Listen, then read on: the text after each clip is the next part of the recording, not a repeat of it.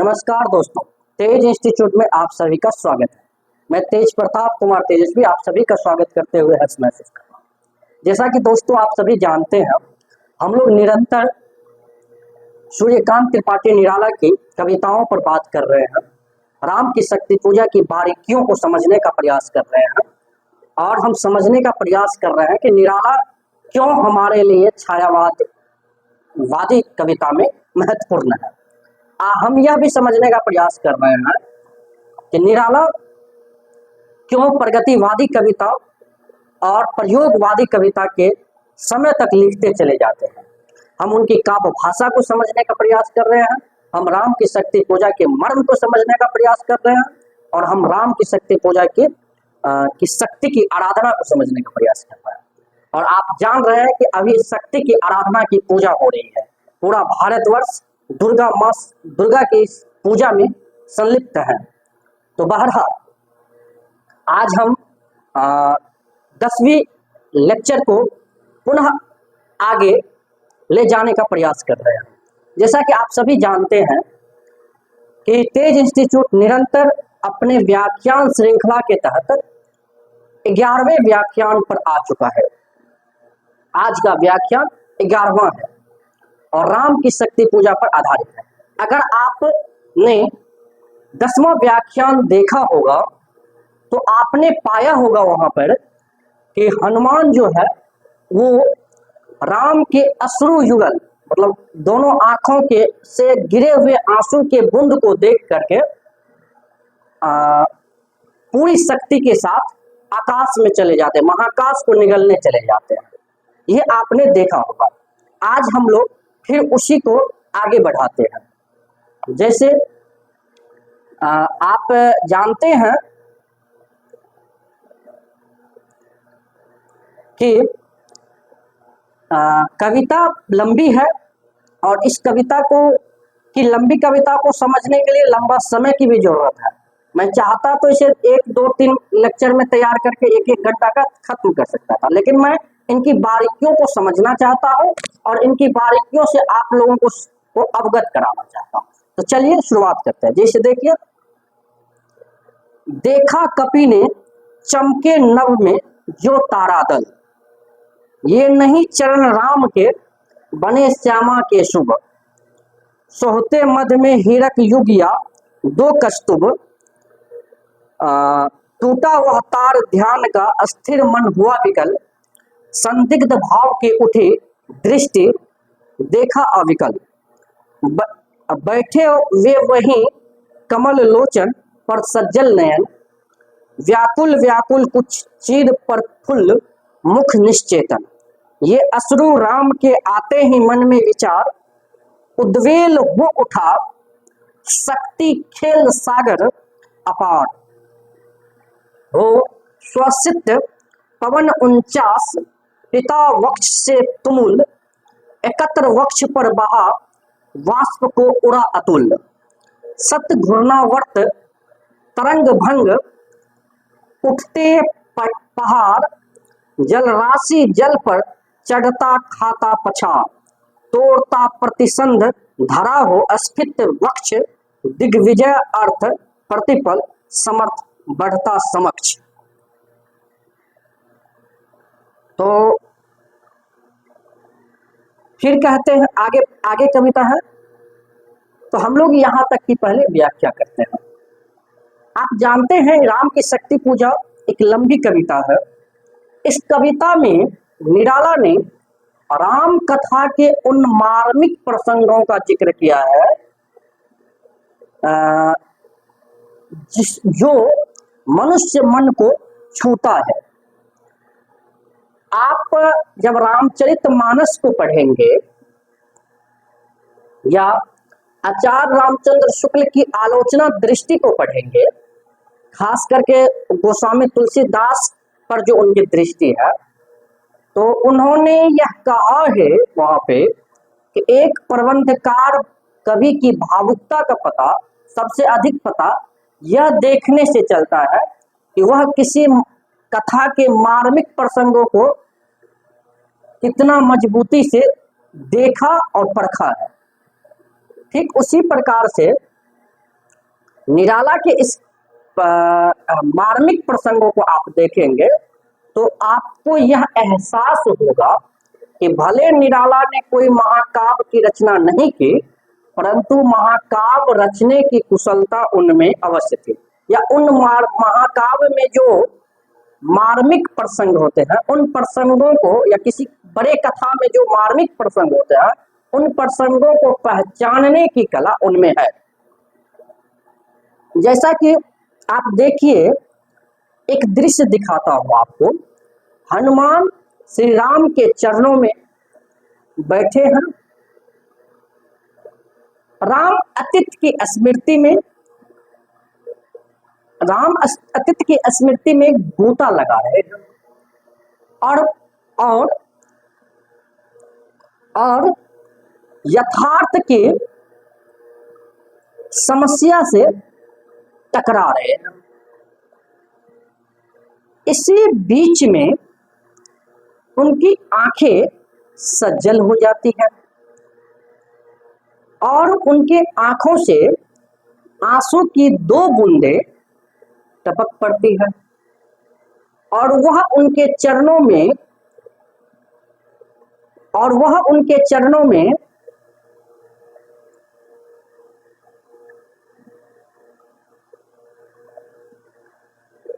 को स्पर्श करती है। इसी को निराला ने अपने पंक्तियों में सजाया है और उस पंक्तियों को सजाने की जो उनकी कला है वह अद्भुत है। जैसे देखिए, ये अश्रु राम के आते ही मन में विचार, वो स्वसित पवन 49 पिता पक्ष से तुमुल, एक वक्ष पर बहा वाष्प को उड़ा अतुल्य। सत्य घूर्णावर्त तरंग भंग उठते पहाड़,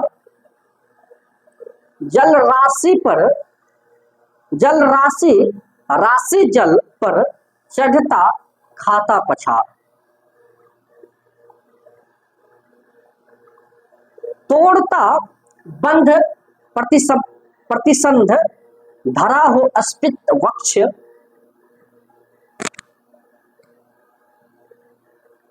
दिग्विजय अर्थ प्रतिपल समर्थ बढ़ता समक्ष। जल राशि विपुल मथ मिला अनिल में महाराव, वज्रांग तेज घन बना पवन को महाकाश। यहां पर आप देखेंगे निराला ने 2 रसों का बहुत सुंदर प्रयोग किया है, एक करुण रस और दूसरा रौद्र रस। राम में करुण रस को दिखाया है क्योंकि राम करुणा के सागर है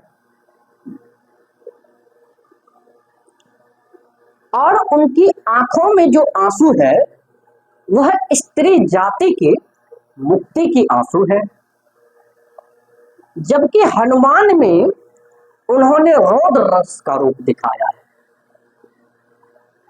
क्योंकि हनुमान के हृदय में स्वामी भक्ति छुपी हुई है और कोई भी सेवक अपने मालिक को दुखी नहीं देख सकता है। वह राम के आंसू को देखकर क्रोध से व्याकुल हो उठता है और सूर्य को निगलने के लिए चल पड़ता है। यह स्वामी भक्ति की सबसे बड़ी पराकाष्ठा है। अब यहां पर आप देखेंगे, पहुंचा रुद्र क्षुब्ध कर अट्ठहास, तो इसमें आप देखेंगे एक व्यंजना है। एक राम भक्त राम के आंखों में आंसू नहीं देख सकते। यहां निराला की पात्रानुकूलता दृश्य बिंब दिखाने की क्षमता का दिग्दर्शन होता है और भाषात्मक प्रयोग का भी रूप हमें देखने को मिलता है। तो इस प्रकार से हम कह सकते हैं कि निराला में पात्र अनुकूल भाषा गढ़ने की क्षमता है। अगर ये उनकी क्षमता नहीं होती तो हनुमान यहाँ पर एक कमजोर पात्र साबित हो सकते हैं, परंतु एक बड़े कवि हमेशा अपने पात्र को गढ़ते वक्त इस बात का ख्याल रखते हैं कि उनका आदर्श क्या होगा, या उन्हें हम जिस रूप में गढ़ रहे हैं वह उस रूप में आया या नहीं। तो निराला ने जिस रौद्र रूप का प्रयोग किया, वह रूप हनुमान के व्यक्तित्व से और कृतित्व से स्पष्ट दिख रहा है। आप देखेंगे यहाँ पर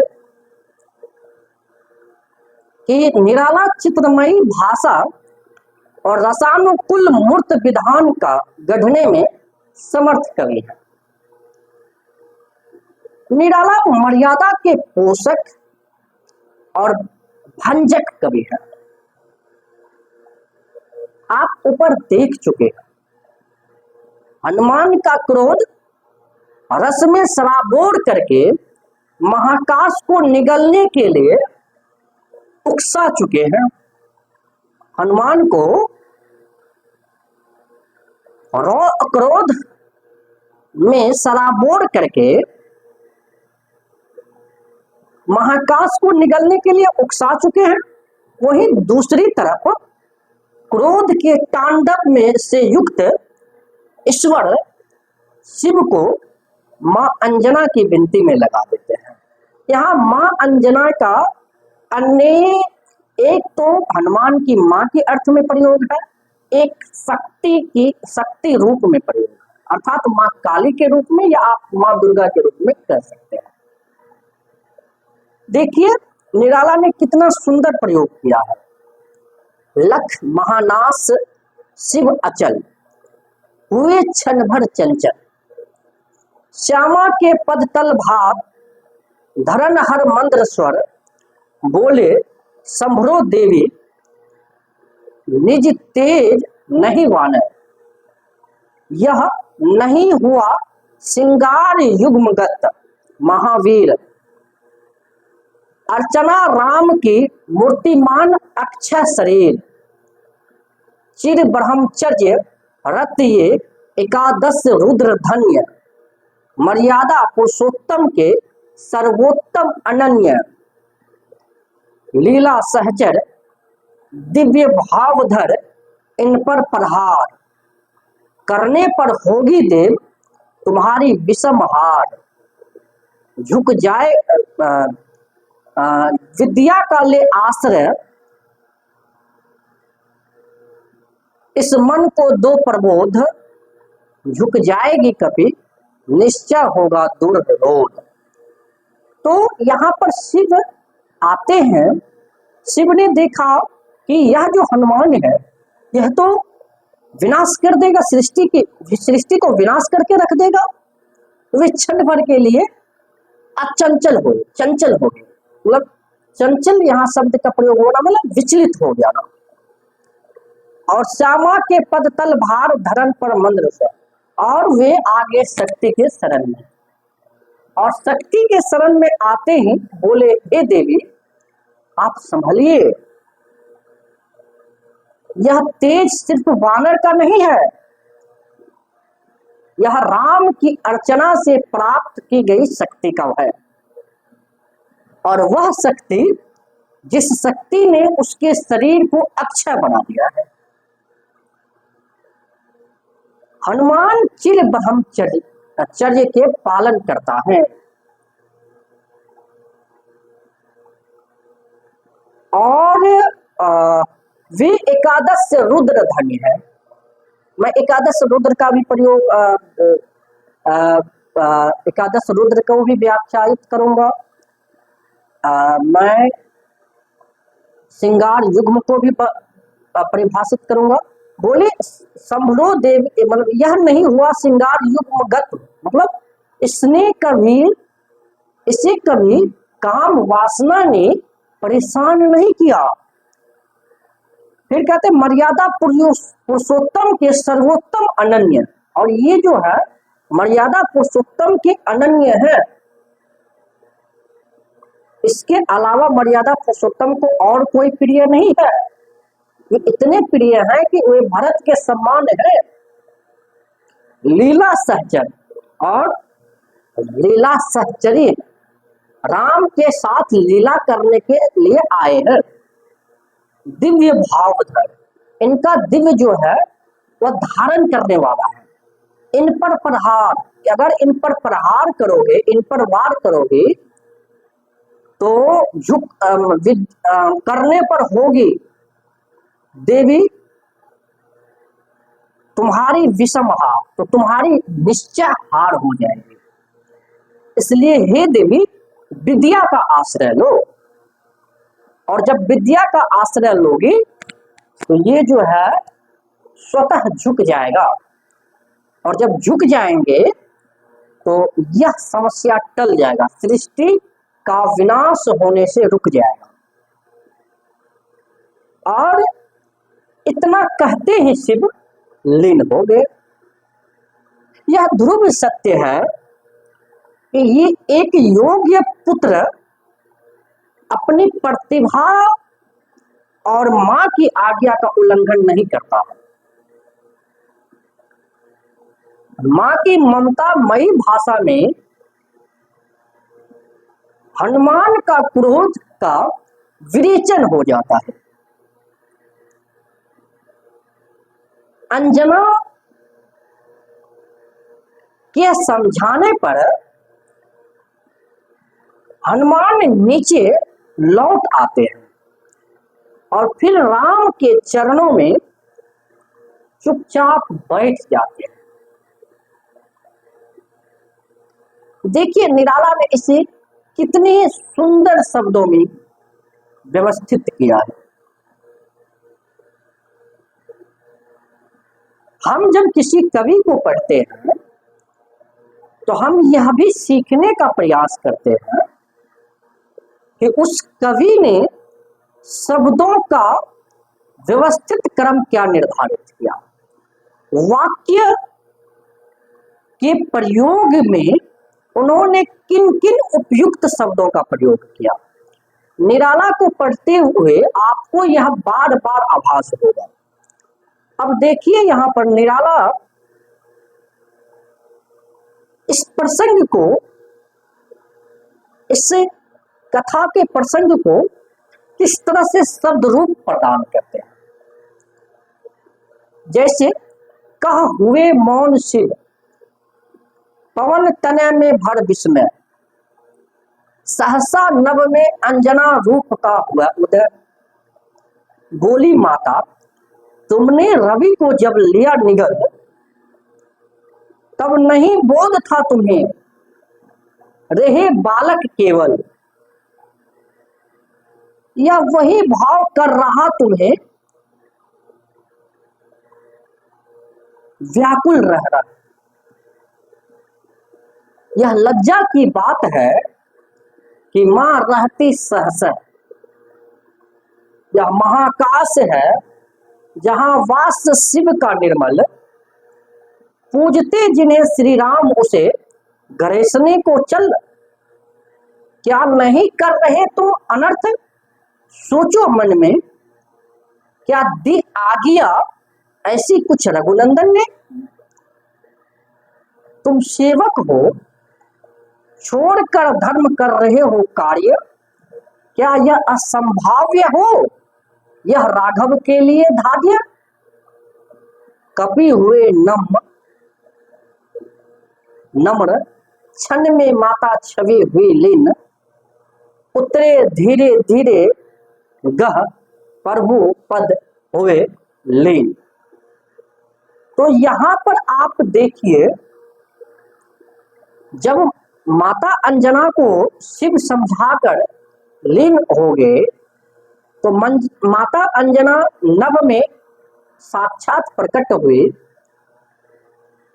और प्रकट होते ही हनुमान से संवाद करने लगे और उन्होंने कहा कि जब तुमने सूर्य को निगल लिया था उस समय तुम्हें बोध नहीं था, तुम अबोध बालक थे।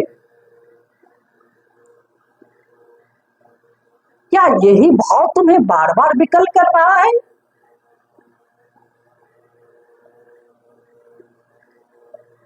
यह लज्जा की बात नहीं है तुम्हारी मां के लिए और तुम्हारे लिए कि तुम्हारे कृत तुम्हारे कार्यों से माता लज्जित महसूस करे और बार बार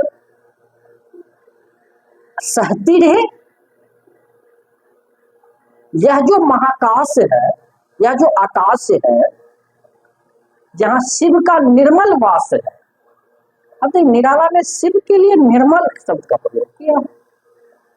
शिव निर्मल भी है, सत्य भी है, सुंदर भी है।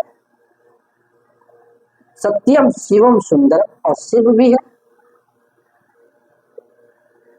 और शिव तांडव के रूप भी है। लेकिन यहाँ पर निराला ने शिव के निर्मल रूप का प्रयोग किया। पूजते जिन्हें श्री राम उसे गरसने को चल। जिस शिव को श्री राम पूजते हैं तुम उसी को गरसने चले आए हो।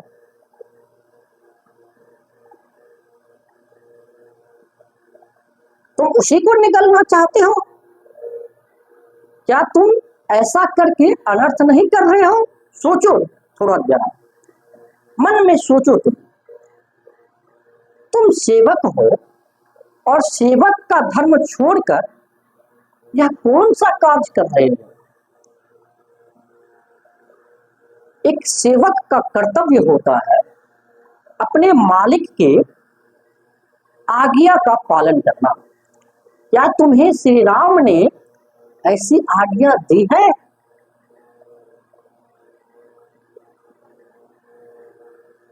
और क्या तुम जो कार्य करने के लिए चले हो इस कार्य को करने में राम असमर्थ है? देखिए किस तरह से मां समझा रही। इसलिए मां की ममता का बड़े महत्व है।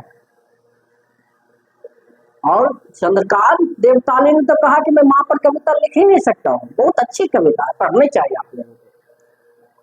तो आप हनुमान एक क्रोधित बच्चे को, एक क्रोधित बालक को या एक क्रोधित युवा को किस प्रकार मां व्यवस्थित कर सकते हैं या कर सकता है, उसका सुंदर प्रयोग यहाँ पर निराला ने किया। कपे हुए नम, और इसके समझाने के बाद हनुमान नम्र हो गए। माता छवि हुए ली, और जब मां ने देखा कि हनुमान समझ गए हैं तो वे लीन हो गए, मतलब शून्य में खो गए। उतरे धीरे धीरे गा प्रभु पद हुए दीन, और वे महाकाश से जिस तेजी से बढ़े थे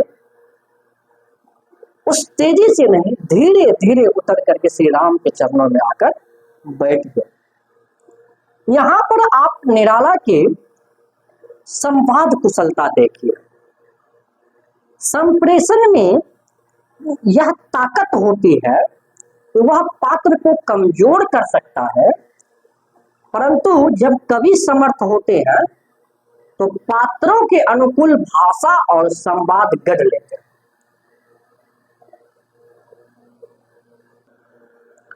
तो वे पात्रों के अनुकूल भाषा गढ़ लेते हैं। सूर्यकांत त्रिपाठी निराला ने यहाँ पर यही किया है। यहाँ उन्होंने 3 शक्ति का जिक्र किया है। हनुमान की ब्रह्मचर्य शक्ति या रुद्र शक्ति, या पवन 49 की शक्ति, शिव की विनय शक्ति, और अंजना मां की मातृ शक्ति या शक्ति की शक्ति, या आप ऐसे कहिए मां काली की या मां दुर्गा की शक्ति। निराला चाहते तो तीनों शक्ति को आपस में लड़ा सकते थे, परंतु वे लड़ाते नहीं हैं, वे उन्हें मर्यादित रूप में रखते हैं।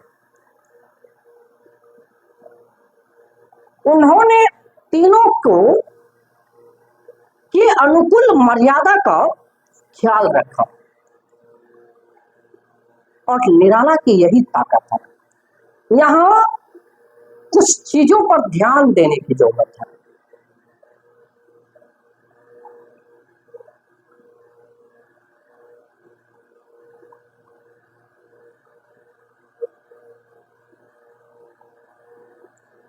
जैसे पवन 49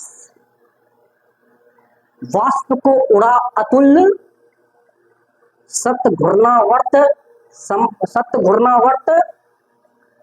तरंग भंग, बंध प्रतिसंध, दिग्विजय अर्थ, प्रतिपल समर्थ, सत्य वायु वेग बल, एकादश रुद्र आदि पर ध्यान देना जरूरी है। इन सब के माध्यम से निराला भी हनुमान की ताकत को दिखाने का प्रयास किया है। हनुमान की शक्ति का व्यंग्यार्थ उत्पन्न किया है। यहाँ एक एक शब्द का गूढ़ अर्थ है। अगर मैं गूढ़ अर्थ कह रहा हूं तो उसे समझने की जरूरत है। गूढ़ अर्थ मैं क्यों कह रहा हूं? एक एक शब्द प्रयोग के पीछे मिथक जुड़ा हुआ है, पौराणिक कथा है, महाकाव्य के उल्लेख है। जैसे पवन 49 को समझिए। अध्यात्म के अनुसार कहा जाता है कि 49 प्रकार के वायु हैं। अब सवाल उठता है कि कैसे 49 प्रकार के वायु हैं? तो वेद में कहा गया है कि 7 वायु है, जो है परवह, आवह, उद्वह, संवह, विवह, परिवह और प्रावह, और 7 3 लोक और 4 दिशाएं। 3 लोक ब्रह्मलोक, इंद्रलोक, भूलोक। आप इसको ऐसे भी कह सकते हैं, आकाश लोक, पाताल लोक और भूलोक। ठीक है। फिर दक्षिण दिशा, फिर देखिए भूलोक की पूर्व दिशा, पश्चिम दिशा, उत्तर दिशा और दक्षिण दिशा आदि दिशाओं में 7 विभिन्न प्रकार के वायु और उनके 7 विभिन्न प्रकार के मतलब इन 3 लोकों में और 4 दिशाओं में विभिन्न 7 प्रकार के वायु हैं, और उन 7 वायु में भी 7 गुण हैं। और इस तरह से 7 गुना 7 करने पर आपका 49 हो जाता है। इस तरह से 49 वायु। और रामचरितमानस में गोस्वामी तुलसीदास ने ऐसे 49 मारुत के चर्चा की है। तो चलिए, आज हमने देखा कि ये 49 मारुत क्या 49 मारुत कैसे बनता है, या पवन 49 में निराला ने कितने प्रकार के वायु का वर्णन किया है, और इस वर्णन का उल्लेख रामचरितमानस में भी है। कल के संवाद में हम लोग इसी पवन 49 को और समझने का प्रयास करेंगे और कुछ शब्दों को व्याख्यायित करेंगे। हम देखेंगे कि वाल्मीकि के रामायण में इसका जिक्र किस प्रकार से है। हम देखेंगे कि शिव पुराण में इसका जिक्र किस प्रकार से है। फिर हम देखेंगे 11 रुद्र कौन कौन है। तो इसलिए आप हमारे संवाद से जुड़े रहिएगा।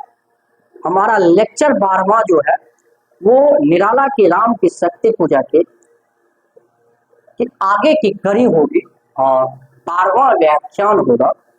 तो हमें उम्मीद है कि आप सभी जुड़े रहेंगे और आप इस व्याख्यान से लाभ उठाएंगे। तो चलिए एक आग्रह के साथ इस व्याख्यान का अंत करते हैं कि अगर आप तेज इंस्टीट्यूट से जुड़ करके अपनी तैयारी को मुकम्मल अंजाम देना चाहते हैं तो आप जुड़ सकते हैं। 82 10 29 33 46 पर मुझे कॉल कर सकते हैं, व्हाट्सएप कर सकते हैं, टेलीग्राम कर सकते हैं। तेज प्रताप कुमार तेजस्वी के फेसबुक आईडी से आप मैसेंजर कर सकते हैं, मैसेज कर सकते हैं। तेज इंस्टीट्यूट के फेसबुक पेज से आप मैसेज कर सकते हैं। आपके पास सोशल मीडिया के अनेक प्लेटफॉर्म्स हैं जहां पर मेरा संपर्क सूत्र दिया हुआ है। अगर आप तेज इंस्टीट्यूट से जुड़ करके नेट जेआरएफ की तैयारी करना चाहते हैं, यूजीसी नेट जेआरएफ की को अभ्यास के द्वारा अभ्यास के द्वारा उत्तीर्ण करना चाहते हैं और विभिन्न विश्वविद्यालयों द्वारा आयोजित विभिन्न प्रतियोगी परीक्षा जैसे असिस्टेंट प्रोफेसर, विभिन्न प्रतियोगी परीक्षा, डीएसएसबी, पीजी, टीजीटी आदि की परीक्षा उत्तीर्ण करना चाहते हैं, आप सीईटी के तहत किसी विश्वविद्यालय में प्रवेश पाना चाहते हैं, तो आप तेज इंस्टीट्यूट से जुड़ करके अपनी तैयारी को मुकम्मल अंजाम दे सकते हैं। तेज इंस्टीट्यूट निरंतर किसी भी विषय को गंभीरता से समझने का प्रयास करता है। हम उस तथ्य के अंदर तक जाने की तलाश करते हैं ताकि हम जब अपने विद्यार्थियों को दें तो वह विद्यार्थी उस तथ्य का और अन्वेषण करके उसे विस्तार रूप दे सके, न कि उस तथ्य तक ही सीमित रह सके। अर्थात तेज इंस्टीट्यूट एक विचार देने की कोशिश करता है, तेज इंस्टीट्यूट एक दृष्टि प्रदान करने की कोशिश करता है और तेज इंस्टीट्यूट स्वयं अभ्यास करने की ताकत प्रदान करता है। और तेज इंस्टीट्यूट अपने व्याख्यान श्रृंखला के माध्यम से आत्मविश्वास और ज्ञान की शक्ति का विस्तार करने पर बल देता है। तो आइए हम सभी जुड़ते हैं और एक जंग ए महाज्ञान हिंदी प्रतियोगिता या विभिन्न देश की प्रतियोगिता जो है उससे जंग करते हैं, ज्ञान की महाज्ञान में उतर जाते हैं, ज्ञान की जंग में पूरी ताकत के साथ उतर जाते हैं। और इस ताकत में हमारे साथ जो अस्त्र होंगे वह अस्त्र होगा सत्य, मेहनत, ईमानदारी, निरंतर अभ्यास और अपने आप को बेहतर करने की उत्कंठ लालसा। तो इसी के साथ इस व्याख्यान का हम अंत करते हैं। धन्यवाद।